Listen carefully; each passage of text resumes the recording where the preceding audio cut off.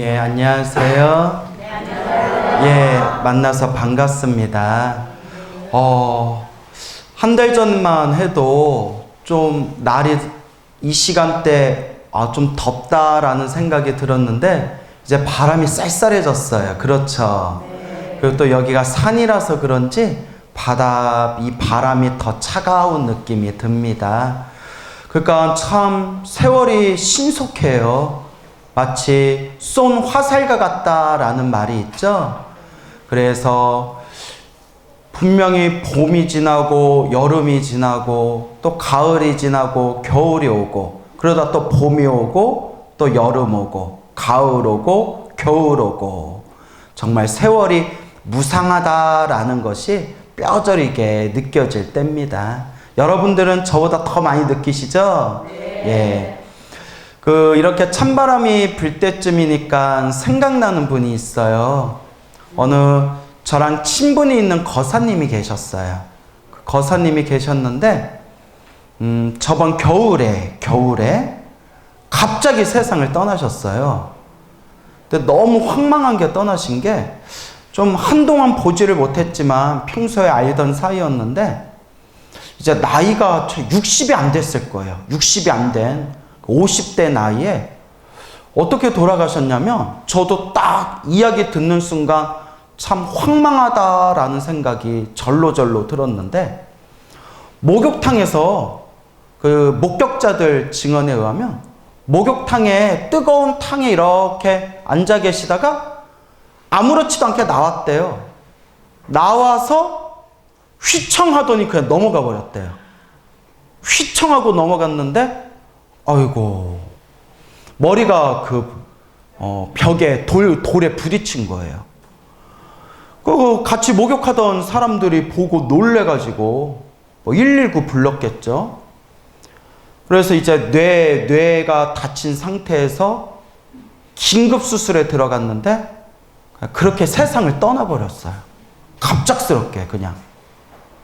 평소에 무슨 병이 있어서 마음의 준비를 하다가 떠난 것도 아니고 목욕탕에 앉아있다가 땀 흘리고 난 뒤에 이렇게 탕에서 나오다가 휘청하고 그냥 넘어가신 거예요. 그래서 참 이게 무슨 일인가, 이게 무슨 경우인가 싶은 생각이 들더라고요.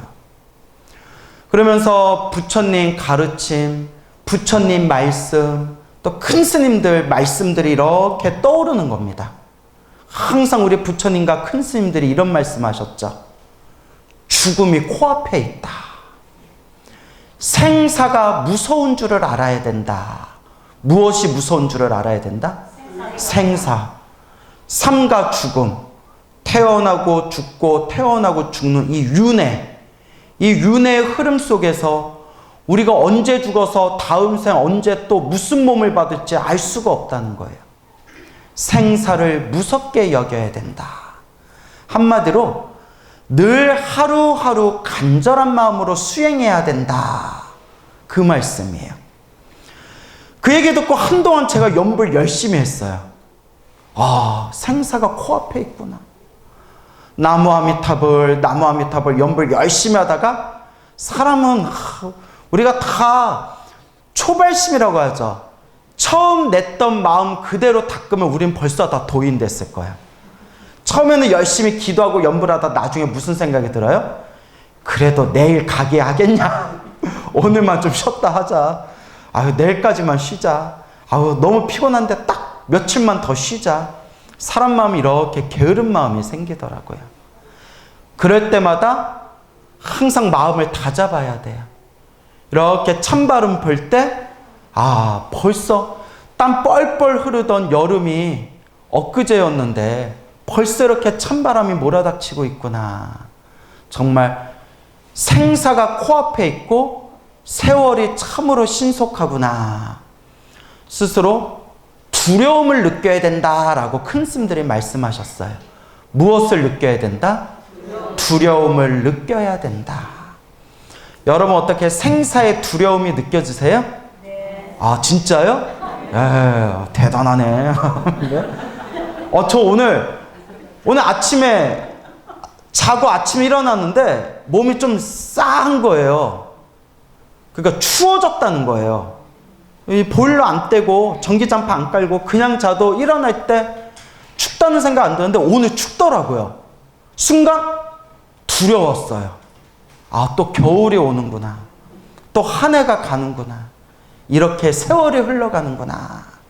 그리고 오늘 다시 느낀 게 또 다시 정신 차리고 연불 열심히 해야 되겠다라는 생각이 들더라고요. 저랑 친분이 있는 스님 중에 저기 티베트에서 10년 가까이 유학 생활을 한 스님이 있어요. 저 남인도의 티베트, 유명한 티베트 불교 대학에서 10년 가까이 티베트 불교를 공부하고 있는 스님이 계시는데 가끔씩 몇 년에 한 번, 1년은 아니고 한 2년 정도? 2, 3년에 한 번씩 한국에 들어와요. 그러면 이제 시간이 되면 이렇게 뵙고 이런저런 대화도 나누고 또 이렇게 장학금 쓰시라고 조금 이렇게 용채도 드리고 했는데 그 스님하고 대화하다가 제가 문득 이런 질문을 했어요. 스님, 요새 말법 시대 아닙니까?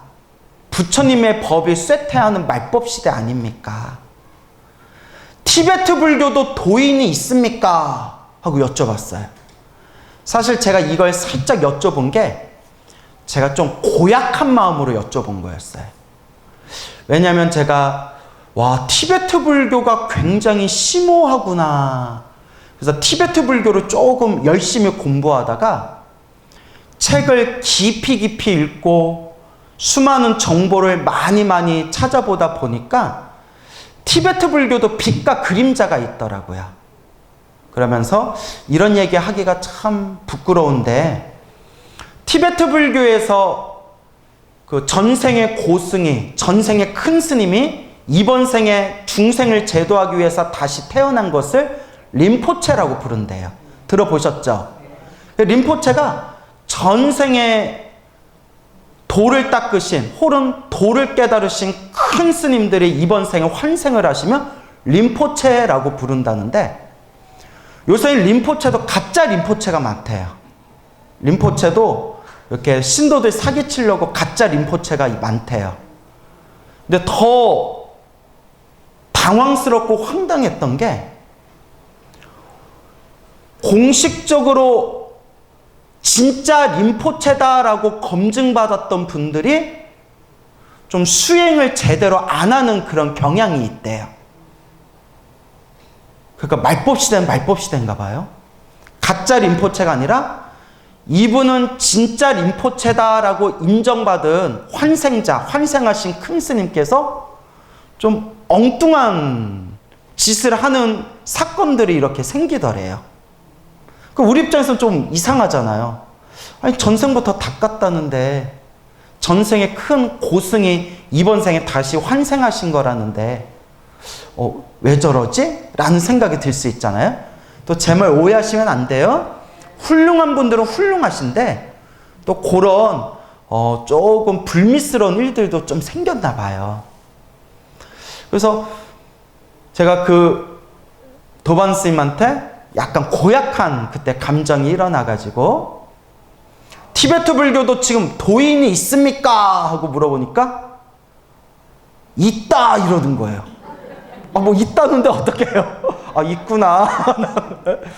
그래서 누가 있습니까? 물론 이 시대 최고의 티베트 불교를 대표하신 큰 고승 중에 이제 우리 달라이라마 존자, 달라이라마 큰 스님이 계시고 또 티베트 불교를 상징하시는 세계의 불법을 널리 펼치시는 큰 스님들도 계시죠. 근데 이제 그 스님이 있다 이래가지고 누가 있습니까? 하니까 놀라운 얘기를 하시더라고요. 자기가 볼 땐 그 스님이 도인이었다는 거예요. 왜요? 이름도 별로 안 알려진 평범한 스님이셨대요. 티베트 불교는 스님들이 너무 많아가지고 제가 예전에 다람살라 성지순례를 갔는데 코로나 전에 달라이라마 법회에 참석하려고 다람살라 성지순례 갔을 때 눈에 보이는 게 다 스님들이에요. 티베트 스님들. 근데 우리는 한국의 스님들은 길에서 스님들 마주치면 무조건 합장 인사예요. 그게 예법이에요. 그러니까 아는 스님이건 모르는 스님이건 스님 마주치면 길 한가운데서도 하다못해 이렇게 목례라도 해요. 아유 스님 이렇게. 거기는 제가 티베트 스님들 볼 때 제가 합장 이렇게 인사하니까 저를 이상하게 쳐다보더라고요. 티베트 스님들은 서로 인사를 안 해요. 모르는 스님끼리. 그러니까 저는 오랫동안 한국 불교에서 스님들을 만나면 이렇게 인사하는 게 습관이 됐으니까 나중에 그 티베트 불교 거기 관계자가 하신 말이 스님, 광우 스님 하도 길에 스님들이 많아서 여기는 인사 안 한다고 너무 많아가지고 그 말이 맞더라고요. 우리 스님들은 길에서 스님들 마주치기가 쉽지 않잖아요. 예. 그러니까 길에서 마주치기가 쉽지 않으니까 길에서 마주치면 아이고 스님 하고 이렇게 간단히 인사라도 드리는데 티베트 불교는 스님들이 너무 많으니까 봐도 그냥 일반인 보듯이 그냥 지나가는 거예요. 그때 그 제 한국인 도반 스님이 공부하고 있는 처소가 있는데 따닥따닥 판잣집을 엮어가지고 수백 명, 수천 명 티베트 스님들이 살고 있는 마을이 있어요. 골목길, 공물길이 다 판잣집으로 따닥따닥 붙여놔서 방마다 스님들이 공부하고 있는 티베트 스님 마을촌이 있어요. 거기에 당신 가까운데 어느 노스님이 계셨대. 노스님이 계셨는데 연세가 많은 노스님이셨는데 그냥 평범한 너무나 평범한 그냥 성격 좋은 할아버지 스님이었대요. 이렇게 가다가 마주쳐서 인사하면 뭐 허허 하고 이렇게 웃고 그냥 사람 좋아 보이는 그냥 성격 좋은 할아버지 스님이었대요.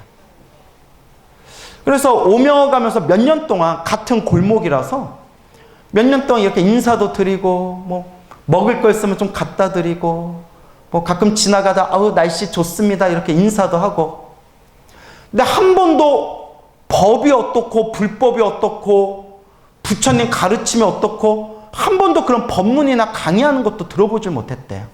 그냥 허허 하는 그냥 성격 좋은 할아버지였대요. 그래서 그냥 많고 많은 성격 좋은 우리 티베트 불교 성격 좋은 할아버지 스님인가 보다 생각했는데 어느 날이었대요. 저 골목길에 사람이 바글바글 스님들하고 사람들이 막 모여 있더래요. 왜 그러지? 저기 왜 이렇게 사람이 모였지? 그래서 이렇게 봤더니 그 성격 좋은 할아버지 스님이 거처하시는 집 앞에 그 판잣집 앞에 스님들하고 사람들이 바글바글 거리고 그 티베트 불교대학 어른 스님도 오셔서 막 이렇게 보시고 하더래요. 뭐 사단 났나 보다. 그래서 왜 그러냐 이렇게 가봤더니 아니 오늘 하루 종일 보이지가 않아가지고 어제 하루 종일 안 보여서 어디 편찮으신가 하고 아침에 스님 괜찮으세요? 공양은 하셨습니까? 하고 와봤더니 딱하니 가부좌 틀고 딱하니 앉은 상태에서 좌탈일망 앉은 상태에서 세상을 떠나셨대요. 흐트러짐 없이 딱 앉은 상태에서 아주 편안한 얼굴로 딱 앉은 상태에서 그대로 숨이 딱 끊겨서 앉아 계시더래요. 그걸 우리는 좌탈인망이라고 해요. 앉아서 딱 세상을 떠난 거예요.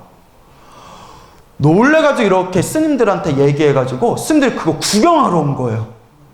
딱 앉아서 세상을 떠나니까. 스님이 이렇게 보셨대요. 근데 이제 주변에 스님들 증언이 어쩐지 이상하다 했다. 왜요? 며칠 전부터 짐 정리를 하셨대요. 며칠 전부터 짐 정리를 하면서 옷 같은 거 나눠주고 당신 막 짐 같은 거 나눠주면서 스님들이 스님 이거 쓰셔야 되는데 저희들 왜 다 주시는 거예요? 하니까 이제 나는 나이가 들어서 안 써도 될 것 같아. 젊은 스님들이 써야지 하면서 며칠 전에 짐 정리를 한번 싹 하셨대요. 그리고 그날 아침 스님 안부가 궁금해서 스님 공양은 하고 계십니까? 하고 딱 들어가 봤더니 당신이 평생 쓰셨던 방 한가운데서 딱 가부좌 틀고, 방도 조그맣대요. 몇 평 안 된대요. 사방에 책이 있고 옆에 짐 쌓여 있고 딱 이렇게 누우면 머리하고 발이 거의 닿을 정도로, 벽과 벽에 머리와 발이 딱 닿을 정도로 좁은 방이래요. 그 방에 딱 하니 앉아서 그대로 세상을 떠나신 그 모습을 보고 제 도반 스님도 충격을 받았대요. 이야, 이런 도인스님을 몇 년 동안 오고 가고 보면서 도인인 줄도 모르고 있었구나. 그냥 너무나 평범한 성격 좋은 할아버지 스님이셨대요. 그 얘기를 딱 해주면서 광우 스님, 이 정도면 도인 아냐? 이래서 내가 인정. 내가 이랬어요. 인정. 예. 어우, 야, 신기하다. 대단하다. 그럼 어떻게 해? 내 도반 스님이 직접 봤다는데. 그러면서 도반 스님이 한마디 더 하는 게, 그런데 티베트 불교는 아직도 이렇게 자기가 갈 날을 알고 스스로 준비하고 딱 앉아서 가신 분들이 아직도 많아. 이런 얘기를 하더라고요. 그래서 제가 한마디 딱 했죠. 부럽다, 야. 너무 부럽지 않아요? 생사가 코앞에 있다는데 내 갈 날을 알고 스스로 딱 가부좌 틀고 나무 아미탑을 연불하면서 딱 이 세상 숨이 끊어질 수 있다면 한평생 수행한 수행자로서 얼마나 멋있어요. 얼마나 멋있어요. 그래서 참 신기하다. 정말 이 불법의 수행이란 것이 참으로 신묘한 힘이 있구나라는 생각이 들었습니다. 어느 보살님이 계세요. 지금 나이가 이제 60대일 거예요. 70을 코앞에 보고 계시려나? 그 보살님이 젊었을 때부터 정말 열심히 기도했대요. 정말 열심히 수행하고, 정말 그 당시 누구 스님하고 이름만 대면 알만한 큰 스님들 찾아가 뵈면서 가르침도 듣고 법문도 듣고, 가정생활을 하고 아이가 있었던 부녀자였는데도 수행을 정말 열심히 해가지고 큰 스님들한테 인정도 많이 받았대요. 정말 큰 스님들한테도 칭찬도 많이 받았던 수행을 열심히 하던 보살님이 있었는데, 그분 하시는 말씀이 자기가 원래는 불교에 관심이 없었대요. 엄마가 절에 열심히 다니셨는데 어렸을 때 엄마 손 따라서 절에 놀러 간 기억이 있고, 그리고 가끔 어렸을 때 절에 다녔던 기억 때문에 부처님 오신 날 등 한번 달고, 딱 그 정도였대요. 그렇게 절에 열심히 다니지 않은 불자였는데, 이름만 불자였는데, 어머니는 평생 절에 다니시고 항상 평생 관세음보살 늘 연부를 하셨대요. 항상 관세음보살 연부를 하셨대요. 근데 어머니가 지금 생각하면 불교가 뭔지는 잘 모르셨대요. 옛날 분들 그렇잖아요. 옛날 분들 글 모르던 분들도 있고, 또 지금처럼 불교 대학이 많아가지고 혹은 불교 TV라든가 혹은 인터넷 동영상 유튜브 같은 데서 지금처럼 편하게 스님들 법문 들을 수 있는 시대도 아니고, 그래서 천수경이 뭐고 반야심경이 뭐고 금강경이 뭔지도 모르고 그냥 절에만 열심히 다니시는데, 항상 관세음보살 항상 연부를 많이 하셨대요. 특히 연세가 드셔서 말년에 되셔가지고 노후에 하루 종일 그렇게 관세음보살을 연부를 하셨대요. 나는 이렇게 관세음보살 연부를 하면 항상 이렇게 마음이 편안하다. 그래도 먹고 살기 힘들 때 자식들 이만큼 잘 큰 것도 관세음보살님 값이다. 내가 이제 살아봤자 얼마나 더 살겠냐. 남은 세월 이렇게 연부를 하다 가야겠다. 하루 종일 그렇게 관세음보살을 연부를 하셨대요. 그러던 어느 날 어머니께서 돌아가시기 얼마 전부터 몸에 이제 병환이 오셔가지고 이렇게 눕는 날이 많으셨대요.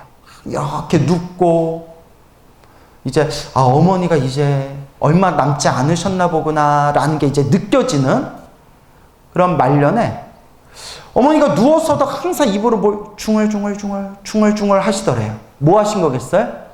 관세음보살. 늘 관세음보살.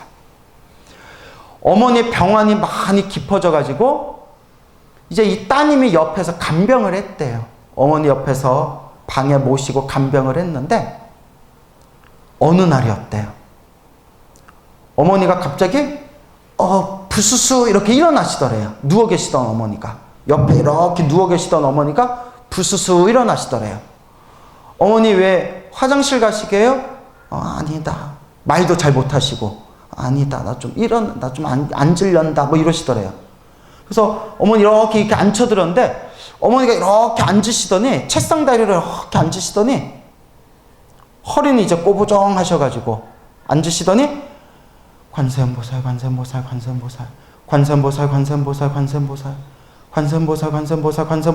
연불하다가 연불이 딱 그치더래요. 순간 따님이 옆에서 느낌이 이상하더래요. 엄마, 어머니 하고 살펴봤더니 그때 앉은 상태에서 숨이 딱 끊기셨대요. 어머니가. 그냥 평범한 할머니였어요. 그리고 절에는 열심히 다녔지만 지금 생각하면 따님 말씀이 불교가 뭔지도 잘 모르셨던 것 같대요. 그냥 오직, 근데 되게 마음은 순박하셨대요, 어머니가. 오직 평생 그냥 관세음보살만 연불하셨던 거예요. 그런데 누워 계시다가 쓱 일어나 앉으시더니 관세음보살 연불하다 그 자리에서 숨이 딱 끊기셨다는 거예요. 이런 말하면 제가 큰 누가 되는 얘기지만 우리 불제자, 우리 불교를 수행하는 수행자들 중에서도 갈 때 그렇게 딱 갈 수 있는 사람들이 과연 몇이나 될 것인가? 우리 한번 진지하게 고민해 봐야 돼요. 이게 남 얘기가 아니라 제 얘기예요. 저 솔직히 자신 없거든요, 아직은. 아직은 저도 자신 없어요. 그러니까 부처님한테 부처님 그냥 벽에 똥치기도 안 하게 해주십시오. 저씨 마누라도 없고 애새끼도 없는데 나 그냥 막 정신 나가버리면 누가 나 거둡니까? 예. 그러니까 우리 아버지는 복이 많으세요. 우리 아버지가 스님인 거 알죠? 저희 아버지가 스님이세요. 저 낳고 저 방송에서 여러 번 얘기했는데 여기에 내 찐팬들이 별로 없나 보다. 저 아버지께서 저 낳고 출가하셨거든요. 저희 아버지 이제 노쇠해지시고 힘 떨어지시면 누가 모시겠어요? 제가 모시겠죠. 근데 저도 나이가 드니까 약간 화딱지가 나는 게 나 힘 떨어지면 누가 모셔요?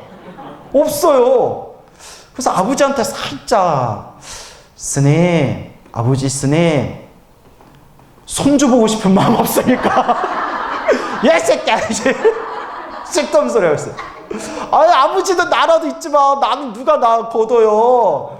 너는 복이 많아서 너 걷어줄 사람 있을 거야 이 새끼야 막 이러시더라고요. 그래서 허락해 주시면 한번 생각해 보려고 했네. 이 얘기했더니 제 도반스님이 웃으면서 그래요. 광호야 너는 네 생각만 하냐? 여자 생각은 안 하냐? 어느 여자가 널 거두거냐? 막 이렇게 이제 그러니까 우스개로 그런 말을 했죠. 그러니까 한번 진지하게 고민해 봐야 되는 거예요. 나 갈 때는 과연 그렇게 딱 선정의 힘을 딱 유지하면서 갈 수 있을까? 그래서 제가 강의하고 법문할 때 신도들 앞에서 제가 여러 번 얘기한 게 항상 내 마지막 소원이 있다면 숨 끊어질 때 나무 아미타불 연불하면서 숨 끊어지는 거라고. 그 얘기를 자주 하거든요. 쉬운 일이 아니에요. 아무리 죄업을 많이 지은 악한 중생이라 할지라도 지극한 마음으로 참여하면서 죽기 전에 죽기 전에 나무 아미탑을 10번만 부르면 반드시 극락세계 왕생할 수 있다. 이 얘기 많이 들으셨죠? 그러니까 가끔 어리석은 사람들이 이런 얘기해요. 에휴, 그럼 절에 다닐 필요 없고 수행할 필요 없네. 왜? 죽기 전에 나무 아미탑을 10번 채우고 죽으면 되겠네. 저도 옛날에 그런 생각 했었어요. 어렸을 때.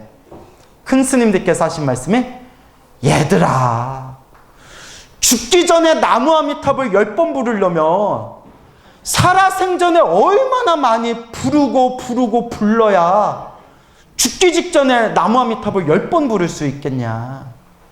너 죽음이 코앞에 와서 막 손과 발을 휘젓고 정신머리가 다 날아갔는데도 나무 아미탑을 부를 수 있을 것 같냐. 살아생전에 그만큼 많이 닦고 많이 닦아야 죽기 직전에 나무 아미탑을 한두 번이라도 더 부르고 죽을 수 있는 거다. 큰 스님들이 이렇게 말씀하셨죠. 그렇죠, 여러분. 그래서 그 어머니가 관세음보살 연불 하다가 앉은 채 숨이 딱 끊어지는 그 모습을 보고 그 따님이 충격을 받았대요. 자기 눈앞에서 봤으니까. 그리고 아, 불교가 정말 뭐가 있구나. 부처님 가르치면 정말 뭐가 있구나. 그때부터 어머니 장례식 다 치르고 나서 나도 불교 공부 한번 해보자 하고 그때부터 찐 불자가 돼서 이제 불교 공부하고 수행하면서 큰 스님들한테도 아주 큰 칭찬을 받을 정도로 그렇게 평생 수행을 열심히 하신 그런 보살님이 계십니다. 저도 이 얘기 건네어 듣고 저도 깜짝 놀라고 감탄했어요. 아, 이 시대에도 이런 분들이 있구나. 이 시대에도 이런 분들이 있구나. 근데 여러분, 이게 남 얘기가 돼서는 안 돼요. 누구 얘기가 돼서는 안 된다? 남 얘기가 돼서는 안 돼요. 누구 얘기가 되어야 돼요? 내 얘기가 돼야 돼요. 귀로만 듣고 귀로만 나가는 게 아니라 지금 이 순간부터 연불을 시작하셔야 돼요. 관세음보살이 좋으신 분들은 관세음보살 연불하시고, 지장보살 좋으신 분들은 지장보살 연불하시고, 선생님 저는 옴마니밤매옴 합니다. 그럼 옴마니밤매옴 하시되 숨이 딱 끊어지는 순간에도 관세음보살, 지장보살 하고 부를 정도는 돼야 된다는 거예요. 그러려면 얼마나 많이 닦아야 되겠어요? 지금 닦아야 돼요. 그래서 제가 늘 불자님들께 드리는 얘기가 연불은 습관이다. 연불은 무엇이다? 연불은 습관이다. 종이가 축축하게 젖을 정도로 연불이 우리 몸과 마음에 축축하게 젖어들고 배어들어야 돼요. 연불은 습관이에요. 어느 교회를 열심히 다니시던 불자님이 계셨어요. 모태신앙이었대요. 교회를 열심히 다니고 교회 유치원, 교회 학생회, 교회 청년회까지 다녔는데 대학교 다니고 직장 생활하면서 자꾸 회의가 들더래요. 자꾸 회의가 들고 뭔가 믿음이 있어서 다니긴 다니는데 항상 마음 한구석에 이건 아닌 것 같은데 이건 아닌 것 같은데 하다가 나중에 중년의 나이가 돼서 우연히 스님들 법문을 듣다가 불교가 뭔가 좀 있는 것 같다라는 생각이 들어서 그때 교회는 다니면서 불교 공부를 시작해가지고 몇 년 동안 공부하고 고민하고 계속 고민하다가 불교로 개종을 하신 모태신앙, 그 기독교 교회 다니던 보살님이 있어요. 그리고 매일 관세음보살 연불하고 정말 절에도 열심히 다니시는데 어느 날 이런 얘기를 하시는 거예요. 스님이 늘 말씀하신 기도는 습관이다. 맞습니다. 100% 맞습니다. 왜요? 뭔가 느껴지셨습니까? 스님, 얼마 전에 차 운전하다가 살짝 쿵 하고 추돌사고가 났는데 꽝 부딪히는 순간 아이고 하나님 아버지 이랬대요. 아이고 하나님 아버지 아버지 이랬대요. 어렸을 때부터 교회 다니던 습관이 붙어가지고 이제 불자인데 절에 다닌 지 몇 년이 됐는데도 자기도 모르게 뭐가 튀어났어요? 아이고 아버지 승각? 아니지 관세음보살이지? 그 얘기를 하면서 자기도 모르게 습관이 그렇게 튀어나온 거예요. 맞습니다. 기도는 습관이고 염불은 습관입니다. 여러분들 습관을 딱 들이셔야 돼요. 그냥 시도 때도 없이 그냥 마음속에서 저절로 관세음보살, 지장보살, 나무아미타불 저절로 딱 튀어나올 정도 되셔야 돼요. 그래서 우리가 항상 명심해야 되는 게 기도는 습관이고 염불은 습관이다. 그래서 옛날 큰 스님들이 뭐라고 하셨냐면 꿈에서도 기도할 정도가 돼야 된다. 어디서도? 꿈에서도. 어려워요, 여러분. 꿈에서도 기도할 정도면 엄청 닦아야 돼요. 근데 얼마나 열심히 염불했으면 꿈에서도 염불을 하겠어요. 그러니까 꿈에서는 염불을 못한다 하더라도 정말 꿈에서도 염불하겠다라는 마음을 가지고 수행을 할 정도는 돼야 된다는 거예요. 그래서 우리가 항상 명심해야 되는 게 늘 매일매일 따로 기도하겠다는 시간을 내는 게 아니라 따로 공부하고 수행하겠다는 시간을 내는 게 아니라 짜투리 지금 이 순간에 여러분들이 염불하고 지금 이 순간에 닦아야 돼요. 바로 지금 이 순간 닦아야 됩니다. 그러니까 오늘부터 염불 좀 하세요. 알겠죠? 네. 오늘부터 간절하게 염불하세요. 오래전에 어느 노보살님이 찾아오셨어요. 노보살님께서 평생 사이비절을 다니셨대요. 엉터리 사이비절. 엉터리 사이비절을 다니다가 우리는 무당절이라고 해요. 무당절을 다니다가 그렇게 이제 부처님 불상 모셔놓고 그렇게 절 마크해 놨는데 스님이라고 부르는데 머리도 살짝 승복은 입었는데 머리는 좀 살짝 기르고 있고 이렇게 애도 있고 그랬대요. 항상 기도해라 복지어라 이런 부처님 법문 한 번도 들어본 적 없고 오는 사람 전 봐주고 구태주고 하던 절이었대요.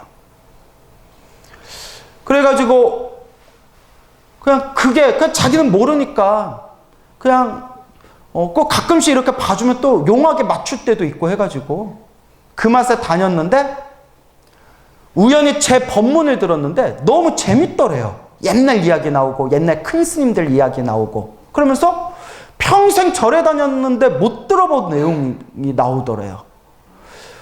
참 불교에 이런 말씀이 있었네? 하고 계속 듣다가 당신 말씀에 눈이 뜨였대요. 아이고 내가 부처님 가르침을 제대로 공부 못했구나. 비로소 눈이 뜨이고 귀가 열려가지고 이제는 내가 정법 공부해야 되겠다. 부처님 바른법 공부해야 되겠다. 라고 마음을 먹었대요. 근데 당신이 너무 삶이 힘들고 괴로워가지고 저한테 이제 이런저런 얘기를 하시길래 기도하세요. 간절히 기도하세요. 보살님 제 법문 많이 들었다고 하지 않았습니까? 좋은 일도 나쁜 일도 누가 지은 업입니다? 내가 지은 업입니다. 보살님이 지금 힘들고 괴롭고 지금 답답하게 사는 것도 보살님이 이번 생에 닦아야 할 숙제고 업입니다. 간절히 기도하세요 했더니 그렇지 않아도 제가 기도라는 것도 모르고 살다가 스님 법문 듣고 기도 시작했습니다. 기도 열심히 하시네요. 기도 열심히 하시네요. 그래요. 그래. 하루에 기도 얼마나 하십니까? 예, 열심히 하고 있습니다. 그래, 열심히 하는데 얼마나 하십니까? 근데 약간 주춤주춤해요. 뭐가 삘이 오더라고요. 이거 냄새 나는데? 아니, 그래, 얼마나 하시는데? 보살님, 기도 얼마나 하세요? 하루에 10분 합니다. 이러더라고요. 아, 보살님, 10분 갖고 기도한다고 하면 안 돼요. 10분이. 안 하는 것보단 낫지만, 뭐 하는 것보단 낫지만, 안 하는 것보단 나아요. 안 하는 것보단 나아요. 그러니까, 기도 안 하던 사람이 10분 한다고 하면 제가 칭찬했을 거예요. 오, 10분이라도 하니까 다행입니다. 훌륭하십니다. 안 하는 것보단 나으니까. 근데 그분은 제 법문 듣고 기도 열심히 하고 있다고 했는데 10분이에요. 이럴까 내가 순간 화딱지가 나가지고 나 저 화 잘 안 내요. 이미지 관리해야 돼가지고 야 광호 스님 보러 갔더니 그냥 막 짜증내고 신경질 나고 아우 재수없더라 야 막 이러면 그런 소리 들릴까봐 웬만하면 사람들한테 친절하게 해주려고 노력해요. 웬만하면. 그래서 막 사진 찍어달라고 하면 다 찍어주고. 그래서 이제 10분 갖고 기도한다고 하면 안 되죠. 예, 조금 더 열심히 하겠습니다. 얼마나 더 열심히 할 건데요? 15분? 내가 이러니까 막 웃으시더라고요. 당신도 어이가 없는지. 보살님, 10분, 20분, 30분씩 늘리고 늘려서 하루에 1시간 이상은 하셔야 돼요. 하루에 1시간 이상은 하셔야 돼요. 여러분, 제가 직접 해봤지만 저도 엄청 바쁘거든요. 막 여기 전국에 막 법문 다니고 서울에도 여기저기 강의 다니고 엄청 바쁜데 바쁜 가운데서도 짜투리 시간 기도하는 시간 모아보니까 많을 때는 2-3시간 아무리 못해도 1시간은 넘어요. 1시간은 넘게 해요. 여러분 제가 여기 광문사까지 오늘 아침에 오는데 뭐 하면서 오겠어요 제가? 그렇죠. 저는 제가 뭐 운전 안 하는데 대중교통으로 오는데 뭐 전철 타고 버스 타고 택시 탈 때 제가 뭐 하면서 오겠어요? 예? 다 눈 감고 나무아미타불 나무아미타불 여시아문 일시불 제사위구 기수고 고도건 이렇게 경전 외우고 연불 하면서 짜투리 시간 모으면 하루에 1시간 이상은 그냥 기도해요. 또 저기 장거리 여행이나 장거리 멀리 있는 지방에 법문 갈 때 KTX 타고 차 탈 시간이 많을 때는 막 2-3시간 그냥 앉은 자리에서 2-3시간 기도할 때도 있어요. 얼마든지 기도할 시간이 있습니다. 기도할 시간에 딱 정해놓고 기도하겠다는 생각도 놓아버리고 그냥 시간 날 때마다 연불하는 거예요. 습관이 돼야 돼요. 뭐가 되는다? 습관이 되는 거예요. 그렇게 보살님한테 1시간 이상은 기도하셔야죠 했더니 1시간이요? 이러는 거예요. 아이고 어떡하냐. 보살님 제가 아는 여기 지금 찔린 분들이 있을 거야. 순간 1시간? 야 1시간이란다 야 막 이런 지금 이렇게 찔리는 분 제일 크게 웃는 분 찔린 거죠 지금. 예? 아니에요? 보살님 제가 아는 연세가 8순이 넘으신 노보살님이 계시는데 그분은 한번 앉았다 하면 3시간 기도합니다. 왜냐하면 평생 기도가 습관이 된 거예요. 80이 넘으셨는데도 매일 3시간을 기도합니다 했더니 3시간이요? 하고 놀라시는 거예요. 그래서 그냥 큰일 났다 싶어가지고 보살님 기도도 습관이에요. 조금씩 기도를 늘리셔서 1시간, 2시간, 3시간 이상씩 하셔야 돼요 라고 말씀드렸어요. 제가 천태종 구인사라고 알죠? 네, 유명하잖아요. 조계종 다음에 천태종이라고 하잖아요. 천태종에서 나온 책을 봤는데 그 천태종의 너무나 신비한 가피를 받으신 불자님들 이야기가 쫙 나오더라고요. 그 책을 보면서 천태종 구인사가 참 신비스러운 일들이 많이 일어났더라고요. 생생하게 그걸 목격하신 증언들이 있고. 그런데 물론 터가 좋은 것도 있지만 구인사가 그렇게 가피받지 않을 수 없는 이유가 있어요. 구인사라서 가피받은 게 아니라 이건 제 생각이에요. 어느 절이건 구인사가 어떻게 기도시키냐? 어느 절이건 그렇게 기도시키면 막 그냥 갚이 받은 사람들이 막 쏟아질 거예요. 혹시 천태종 구인사 기도해 보신 불자님들 계신지 모르겠는데 예전에 초창기 때부터 4박 5일 딱 기도 들어오면 등을 땅바닥에 안 대고 4박 5일 동안 잠 안 재우고 딱 앉아서 관세음보살 연불만 시켰대요. 그 요새는 밥을 좀 준다는데 예전에는 밥도 안 줬대요. 딱 죽 줬대요.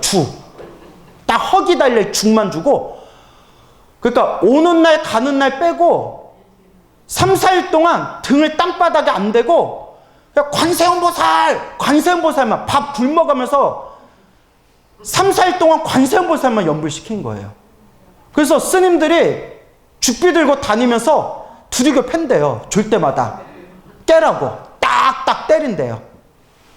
그래서 어느 보살님이 구인사를 처음 가게 됐는데 그때 차편이 안 좋아서 저녁 밤 늦게 도착했대요. 겨우겨우 밤 늦게 지냈는데 그렇게 개구리 소리가 막 진동을 하더래요. 개굴 뭔 개구리가 이리 많아 하고 갔더니 개구리 소리가 아니라 무슨 소리예요? 관세음보살 이렇게 사람들의 악을 쓰면서 연불하니까 멀리서 들을 때 뭐처럼 들려요? 개구리 소리인 줄 알았대. 그게 다 졸려가지고 안 졸려고 막 악을 쓰면서 막 관세음보살을 연불했다는 거예요. 여러분 생각해보세요. 4박 5일 동안 밥 안 먹고 등 땅바닥에 안 대고 관세음보살님 나 좀 살려주세요 하고 관세음보살 외치는데 갚이 못 받을 중생이 어디 있겠어요. 그죠? 그래서 뭘 느꼈냐면 간절함이 필요해요. 뭐가 필요하다? 간절함. 제가 기도가피를 받으신 수많은 분들의 이야기, 그리고 기도에 대해서, 연불에 대해서 설법하신 큰 스님들의 이야기를 싹 이렇게 읽어보면 기도의 핵심은 하나예요. 무슨 기도를 해야 좋아요? 이제 그런 질문 하지 말랬죠? 예, 화딱지 난다고. 부처님을 향한 기도는 다 하나로 통한다고 했죠? 예. 무슨 기도를 했냐가 중요한 게 아니라, 어느 절에서 했냐가 중요한 게 아니라, 향을 피우냐 안 피우냐 이런 게 중요한 게 아니라, 동쪽을 보고 기도하냐 서쪽을 보고 기도하냐 이게 중요한 게 아니라, 어느 시간에 하느냐, 낮에 하는 게 좋냐, 밤에 하는 게 좋으냐, 12시 하는 게 좋냐, 3시 하는 게 좋냐, 이게 중요한 게 아니라, 뭐가 중요하더라? 예, 다 아시네요.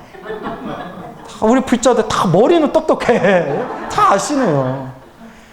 간절함이에요. 간절함. 그래서 옛날 스님들이 그 간절함에 대해서 뭐라고 표현하셨냐면, 너 머리에 불 붙은 듯이 연불해라. 그래서 내가 저 못하겠습니다. 왜 못해? 저 빡빡입니다. 그랬어요. 예, 이놈의 새끼야. 이러시더라고요, 어른이. 머리에 불 붙은 듯이 연불해라. 여러분 머리에 불 붙여본 적 있어요? 근데 한번 상상해 보세요. 머리가 불 붙었다 상상해 보세요. 뭐밖에 생각이 안 나요? 이거 끄는 것밖에 생각 안 나잖아요. 이거 어떻게 하고 이거 끄는 것밖에 생각 안 나잖아요. 그렇게 기도해 보라는 거예요. 물 빠진 사람이 막 허우적거리면서 물에서 나오려고 허우적거리듯이 그렇게 기도에 몰입해 보라는 거예요. 그래서 예전에 어떤 어른 스님은 뭐라고 표현하셨냐면, 기도한 자리에 풀 한 폭이 안 날 정도로 기도해야 된다. 그러니까 톡하게 기도하라는 비유예요. 톡하게 해야 된다. 그렇기 때문에 그 간절함이 중요합니다. 예전에 어떤 책에서 본 내용인데, 중국 대륙에서 살다가 몇십 년 전에 중국 대륙에서 살다가 공산당이 승리를 했대요. 공산당이. 그 모택동, 마오쩌둥 공산당이 중국 대륙 전쟁에서 승리를 하고 공산당을 피해서 피난을 갔대요. 아마 국민당 쪽이었나 보죠. 그래서 대만인가로 이제 피난을 갔는데 피난을 갈 때 그냥 대륙이 얼마나 넓어요. 막 몇십 킬로미터 이상을, 몇백 킬로미터를 막 걸어서, 기어서 가족들하고 그렇게 이제 피난을 갔는데, 피난 가면서 그렇게 기도를 했대요. 불자였나 봐요. 제발 살려주십시오. 제발 살려주십시오. 그러다가 지금으로 치면 여관, 어디 허름한 여관에서 가족들하고 이렇게 쉬고 있는데 때마침 공산당 군인들이 들이닥친 거예요. 수색한다고. 여기에 혹시 여기에 불법을 저지른 사람 없어? 수상한 사람 없어? 하고 다 온 거예요. 그래서 자기는 잡히면 꼼짝없이 죽게 되는 거거든요. 가족들하고 벽장에 숨었대요. 벽장에 딱 숨었는데 아이고 갓난아기가 있었어요. 갓난아기를 안고 피난을 간 거예요. 아기가 시도 때도 없이 울잖아요. 그 순간 자기가 알고 있는 모든 부처님, 보살님 이름을 다 댔대요. 속으로. 아미타불, 관세모사, 약사열애, 지장보살 다 되면서 나중에는 뭐 예수님 이름 부르고 온갖 천지신명 조상님 이름까지 다 불렀대요.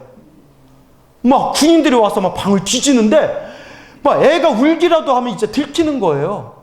그 벽장이 문 열면 이거 꼼짝없이 죽는 거예요. 그냥 머리가 새하얘져가지고 생각나는 게 하나밖에 없더래요. 뭐밖에 없을까요? 살려주십시오.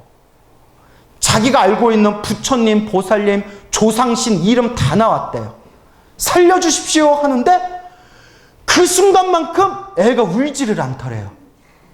애가 막 답답해서 응애 하고 올 텐데 울지를 않고 마지막 순간에 끝까지 벽장문을 열어보지 않고 군인들이 다 나가더래요. 실제로 체험하신 일이래요. 살았다. 손끝에서 발끝까지 다 탈진되는 느낌이더래요. 살았다. 그리고 그 수없는 길을 걷고 걸어서 결국 대만으로 넘어가게 됐는데 그때 중간중간에도 위급한 일이 있을 때마다 간절하게 기도해가지고 정말 놀라운 가피를 받으면서 그 곳을, 그 고비를 무사히 넘겨가지고 이제 피난을 하게 되었답니다. 그래서 이제 어느 정도 먹고 살 정도가 돼서 그 예전에 자기가 피난했을 때 그 생생하게 기도 가피를 체험했던 그 소중한 기억 때문에 불교 공부를 시작했대요.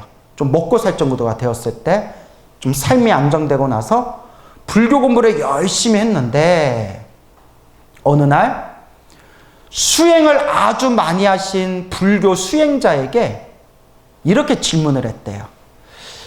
당신은 오랫동안 불교 수행을 했으니까 혹시 답을 알고 있을 것 같습니다. 제 질문에 대답을 좀 해주십시오. 제가 젊었을 때 중국 대륙에서 피난을 왔을 때 그때 간절하게 기도해가지고 엄청난 가피를 받았습니다. 엄청난 가피를 받았습니다. 정말 놀라운 가피를 받았는데 그런데 왜 이곳에 와서는 아무리 기도해도 아무런 영험이 없습니다. 왜 그런 겁니까? 여러분들 이미 답을 아시죠? 예. 그 불교 수행자가 이렇게 얘기했대요. 당신 말을 들어보니 딱 답이 나오는군요. 당신이 피난 갔을 때는 목숨을 걸고 생사가 경각에 달려있지 않았습니까? 또 벽장 안에 숨었을 때 언제라도 끌려 나와서 총살당할 수 있는 상황 아니었습니까? 얼마나 마음이 간절했겠습니까? 그 간절한 일심, 관세음보살 보문품에서는 일심이라고 했어요. 무슨 심? 일심, 한마음. 아무런 번뇌망상 없이 마음이 하나로 집중된 거예요. 그 간절한 일심, 그 간절함 때문에 그렇게 가피를 받게 된 겁니다. 근데 지금 이곳에 와서 당신이 불교 공부를 하면서 당신이 기도하는 것을 내가 이렇게 이야기를 들어보니 머릿속에 아는 게 꽉 차가지고 관세음보살 부르는 게 더 나을까? 지장보살 부르는 게 더 나을까? 신묘장구다라니 부르는 게 더 나을까? 능엄주 부르는 게 더 나을까? 차라리 금강경을 외우는 게 나을까? 머리로 따지고 분석하고 마음이 간절하게 하나로 모이지 않고 마음이 왔다 갔다 하니 어떻게 영험이 있겠습니까? 어떤 수행을 하든 간절해야 됩니다. 라는 그런 법문을 해주는 내용을 제가 본 적이 있습니다. 무슨 말인지 알겠죠? 네. 우리가 인생 살아가면서 힘들고 괴롭고 답답한 일이 있다면 그것도 누가 지은 업이에요? 내가 지은 업이고 누가 풀어야 돼요? 내가 풀어야 돼요. 근데 어설프게 기도하면 안 하는 것보단 낫지만 잘 안 닦여요. 어떻게 닦아야 돼요? 간절하게 염불 해야 돼요.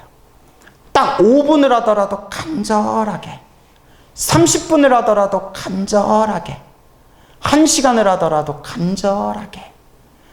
이번 생 사람으로 태어나 부처님 법을 만나서 너무나 감사하고 행복하고 다행입니다 라는 마음으로 간절하게 해야 돼요. 저도 연불을 하는데 마음이 나태해지고 이렇게 딱 연불에 집중이 안 될 때가 있어요. 그때 우연히 인광대사라는 큰 스님의 법문, 평생 나무아미타불을 부르셨던 인광대사의 법문을 보고 딱 힌트를 얻고 이 방법을 썼더니 갑자기 연불에 불이 붙는 거예요. 뭐냐? 근데 이거는 좀 인과법을 믿어야 효과가 있어요. 저는 막 인과업보 법문을 많이 하고 인과법에 대해서 믿음이 있잖아요. 나 이대로 죽으면 다음 생 지옥 떨어진다 생각하니까 연불에 불이 붙는 거예요. 나 죽으면 나 지옥 떨어진다. 그 지옥 안 떨어지려면 어떻게 해야 돼요? 나무아미타불. 정말 좀 간절해지더라고요. 내가 이렇게 수행도 열심히 안 하고 신도들 시준물이나 축내고 내가 이렇게 살다가 다음 생에 지옥이나 안 좋은 몸 받으면 나 어떡하나 라고 스스로를 반성하니까 나무아미타불 연불에 불이 붙더라고요. 그때 느꼈죠. 인과법을 믿으면 기도도 훨씬 잘 되는구나. 내가 지은 업은 누가 닦아야 된다? 내가 닦고 한 번을 하더라도 어떻게 하는 습관을 들여야 된다? 간절하게 안 하더라도 노는 입에 연불하듯이 연불하더라도 꾸준하게 해줘야 된다 라는 걸 명심하면서 우리 불자라면 다 함께 언젠가 우리가 딱 숨 끊어지는 순간에 누구를 부르면서? 광우스님 부르면 안 돼요. 영업 없어요. 광우스님 부르면. 누구를 부르면서? 부처님, 보살님 이름을 딱 부르면서 숨 끊어질 정도로 우리가 수행한다면 다음 생 새롭게 몸을 받을 때 내가 원하는 대로 좋은 세상에 몸을 받을 수 있다라고 경전에서 분명히 말씀하셨습니다. 근데 여러분, 우리 이번 생에 부처님 가르침 만난 것을 과거 전생부터 내가 지은 선업공덕이다. 내가 큰 복이 있어서 부처님 법을 만났다라는 것을 명심하시고 이번 생 꾸준히 잘 닦아나가시기 바랍니다. 성불하세요.